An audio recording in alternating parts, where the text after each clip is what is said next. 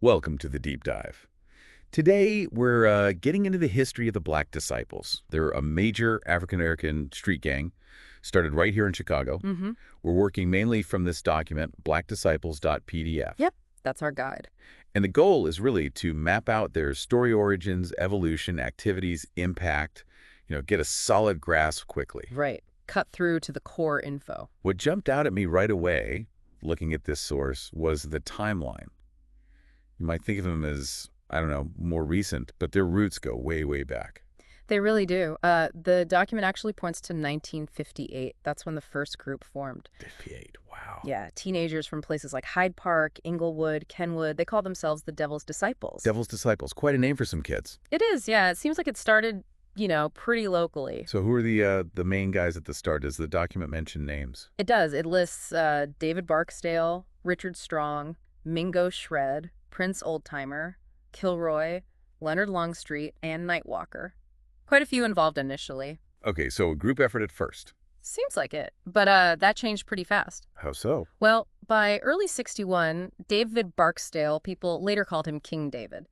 He had apparently become the sole leader, the undisputed guy in charge. King David. Okay. What's interesting, though, is the document says he then started, delegating, appointing people to run different areas. So setting up a structure even back then. Exactly. Early signs of organization. And Barksdale, he wasn't just focused on his group, was he? The source suggests something bigger. That's right. His strategy, it seems, was to pull in other smaller gangs. He called them factions. Factions, like absorbing them. Yeah, basically bringing them under his umbrella. A way to grow fast, kind of soak up the competition, like a business merger almost. Okay, absorbing the competition. Yeah. So that leads us to 1966. The document flags this as a key year, even maybe the founding year, some might point to. What happened? Right. 66 was definitely pivotal. Barksdale rebranded the whole operation to the Black Disciples Nation. Black Disciples Nation. Okay. And the document's pretty clear this was strategic. Boost recruitment. Create a stronger front against rival gangs. Yeah, and did it work? Seems like it worked incredibly well. Membership apparently shot up significantly after that name change. That nation part probably added a lot of appeal, Yeah. sense of belonging, power. Right. From just a local crew to a nation, that signals much bigger ambitions. Definitely. Now, fast forward just a few years, 1969, another huge move, an alliance. Yeah, a really significant one. Larry Hoover, who led the Gangster Disciples, Okay. he and Barksdale agreed to merge their gangs. They formed the Black Gangster Disciples Nation. Wow, Black Gangster Disciples Nation. That must have been a powerhouse. You'd think so, yeah. Combining two major forces like that. Imagine the influence in the city then. So what happened? Why didn't this super gang last? Well, the alliance itself was pretty short-lived, unfortunately. The document mentions that not long after they formed it, Hoover and another member got convicted of murder. Oh, wow. Yeah, life sentences. So Hoover was basically taken off the board. Right, removing a key leader. So with Hoover gone, what happened to the alliance? David Barksdale effectively took full control. He led the Black Gangster Disciples Nation until he died. When was that? September 1974. The document says it was due to kidney complications related to an earlier shooting, I think. Okay, so Barksdale's death in 74, that sounds like another major turning point. Absolutely. It created a power vacuum, and it seems like some underlying tensions that were already there just bubbled up to the surface. And that led to the split. Precisely. After Barksdale died, the document talks about ideological differences within the Black Gangster Disciples Nation. Different visions, maybe? Could be. Anyway, it led to the whole thing fracturing. It split into two distinct groups, which then became rivals, the Black Gangsters Disciples and the Black Disciples. So back to just Black Disciples for one faction. Yep. You can really see how losing that central figure, Barksdale, just allowed those cracks to widen. Happens in a lot of organizations, I suppose. Who took over the Black Disciples side after the split? A guy named Mickey Bull. He became the leader of the Black Disciples. Mickey Bull. Oh. Okay. And what was his leadership like? Did the rivalry just explode immediately?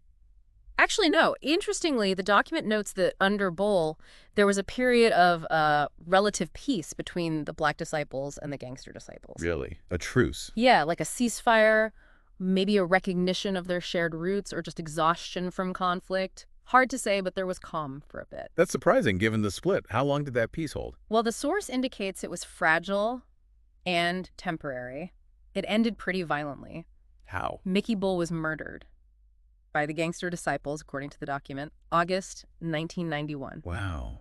So much for the truce. Exactly. That just blew the whole thing open again. And I imagine there was retaliation. Oh, absolutely. Swiftly. The document says the Black disciples killed 3 gangster disciples just days later, August 7th, 1991. So that kicked off another period of intense fighting. Yeah, that really ignited things. The document marks 1991 to 1994 as a time of particularly intense, violent rivalry between them. Okay, and that period, 91 to 94, Yeah. it includes a really notorious incident, doesn't it? The Yummy Sandifer case. Yes, 1994. That story, it got national attention, really brought the harsh realities of this life into focus for a lot of people outside Chicago. Tell us what the document says about that. Yeah. It was incredibly tragic. It really was. Robert Yummy Sandifer, he was only 11 years old, a Black Disciples member. 11. Yeah. And he accidentally shot and killed a 14-year-old girl, Siobhan Dean. Seems he was firing a 9mm pistol, maybe trying to hit rivals, but missed and hit her instead. Just awful. Just devastating. And the gang's reaction to this horrible mistake. According to the source, the leadership decided Yummy was too much heat, too much attention. They ordered his removal. Removal. Meaning they had him killed. 2 teenage members, brothers named Derek and Craig Hardaway, were ordered to do it. His own gang members. Yeah. They lured Yummy to an underpass and shot him. Twice in the back of the head. God, that's chilling. An 11-year-old boy. It's horrific. The Hardaway brothers were later caught and convicted, but the whole incident, it just exposed the brutality, the internal code. And like you said, it brought a ton of unwanted attention onto the Black disciples, right? Absolutely. Massive media coverage, public outcry, exactly the kind of scrutiny they didn't want. It really underscored how events like that can spiral out of their control no matter how much they try to manage things internally. A truly grim story. Yeah. Let's maybe shift gears slightly. What does the document tell us about their size, their structure, around that earlier period, say 1974, when the split happened? Okay, yeah. So around 74, the Black disciples were already pretty substantial. The document mentions they had over 300 sets. Sets, like local branches. Exactly. Think of them as neighborhood units, local chapters. Each might have its own turf, its own internal leadership, but all under the Black disciples banner. It allows for, widespread presence, but still some local control. 300 sets. And how many people in each set, roughly? The estimate in the document is around 30 to 40 members per set. Okay, so if you do the math, 300 times 30 or 40, that's thousands of members potentially. Yeah, potentially somewhere between, 9,000 and 12,000 members. It gives you a sense of the sheer scale they'd reached even by the mid-70s. A major organization. That's huge. And beyond the structure, what about their activities? The document lists the kinds of things they were involved in. Right. It's a pretty comprehensive list of criminal enterprises. Arms trafficking, burglary, extortion, definitely drug trafficking. That's often a big one. Also, illegal gambling, kidnapping, money laundering, murder, racketeering, robbery, theft. Basically a wide range of illicit activities. So a diversified criminal portfolio, you could say. You could, yeah. It shows how embedded they were or became in various underground economies. And who are their main competitors, their rivals, besides the gangster disciples, obviously? Well, yeah, the gangster disciples are the key rivals mentioned, given the history, but the document also lists others like the Vice Lords, the Black P-Stones, and Mickey Cobras. Okay, so other major players in that Chicago gang landscape. Lots of competition and potential for conflict. Definitely. It paints a picture of a very complex and often violent environment. One last point the document brings up, which is kind of interesting, is the connection to more contemporary culture. Ah, right. The notable members section. Yeah, it lists several pretty well-known figures, particularly in music, identified as members. It names Chief Keef, Lil Durk, Lil Reese, King Von, who passed away recently, and Fredo Santana, who also passed. So, rappers mainly. Yeah, prominent figures in the drill music scene, much of which originated in Chicago. It shows how that street culture and game affiliation can sometimes intertwine with, mainstream entertainment and public image. It's a complex relationship for sure. Definitely. Okay, so let's try and pull this all together. We started with the Devil's Disciples back in the 50s. Teenagers in Hyde Park and Englewood. Then Barksdale takes charge, creates the Black Disciples Nation in 66. Then the big alliance with Hoover's group, forming the Black Gangster Disciples Nation. Which falls apart after Hoover's conviction and Barksdale's death in 74. Leading to the split, the rise of Mickey Bull, that brief truce. Which ends violently in 91, sparking intense rivalry. And bringing us to the awful Yummy Sandifer incident in '94, which drew that national spotlight. Right. And throughout this, we see a large, structured organization with hundreds of sets, thousands of members involved in a whole range of criminal activities. And even connections, however complex, to modern popular culture.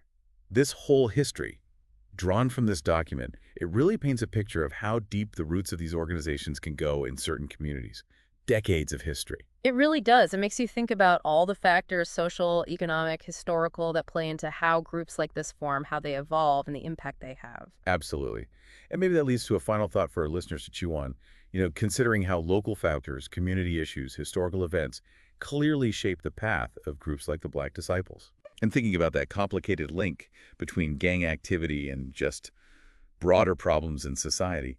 What does the fact that these groups continue to exist, continue to have influence, suggest about the challenges that are still facing many urban communities today? That's a heavy question. It really points to deep systemic issues, doesn't it? Understanding this history, like we've tried to do here, it feels like just the starting point for grappling with those bigger questions.